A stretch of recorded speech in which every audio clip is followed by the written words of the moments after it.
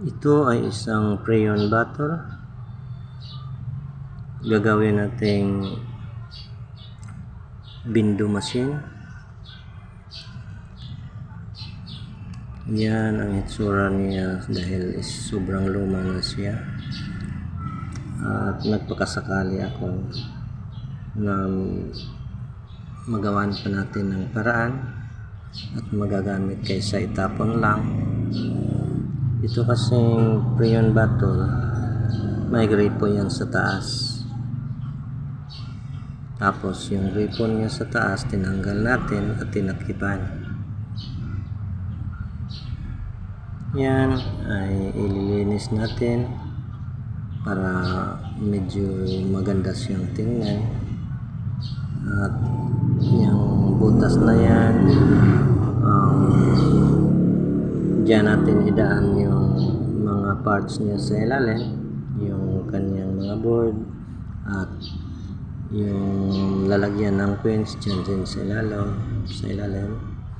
At siyempre ang tools na ginagamit natin, yan may welding machine tayo, jigsaw at saka grinder at pattern.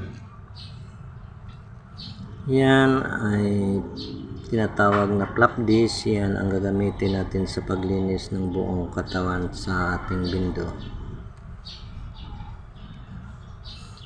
At yan ay pang dekorasyon lang, parang corona ilagay natin dyan sa taas para medyo maganda-gandang tingnan. Yung gripo niya sa taas, yan ang ginagawa kong pang gripo sa ating wheel kalan. At yan na, natapos ko na sa paglinis. Yan ang resulta gamit ang ating flap disc. Itong video na to, hindi ko naman to ginagawa para mag-viral. Ginagawa ko to para sa mga kaibigan ko na ito palang na-discover kong crayon bottle ay pwede palang gawin ng kahit ano. Katulad nito, ginagawa kong bindo machine. Hindi ko naman ito hinahangad na mag-viral dahil isa lang ako maliit na content creator. Ito po ay pinupost ko dahil para sa pagtanda ko na hindi ko na kayang gumawa ng ganito, na maalaala ko ang aking nakaraan. Yan lang ang purpose ko. Ito nilagyan natin ng plates para idikit natin sa likuran. At yan, lalagyan pa natin ng isang plate. Siguraduhin natin na double nut sa ilalim para hindi madaling matanggal.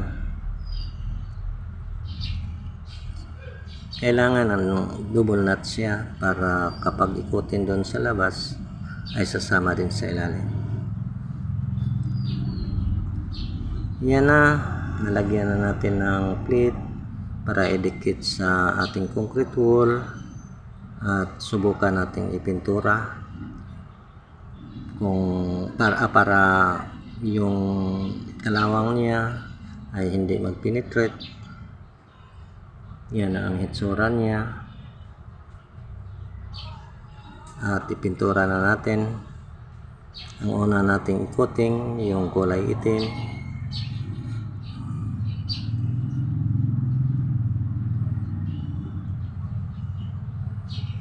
Yang kulay na yan, itim, para medyo makapal-kapal ang kanyang pintura. Yan ay first coating pa.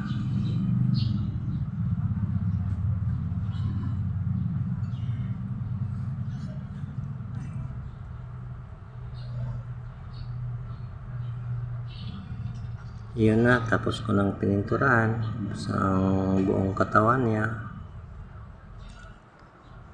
At dito ay pintura na naman natin siya ng silver, yung final color na niya.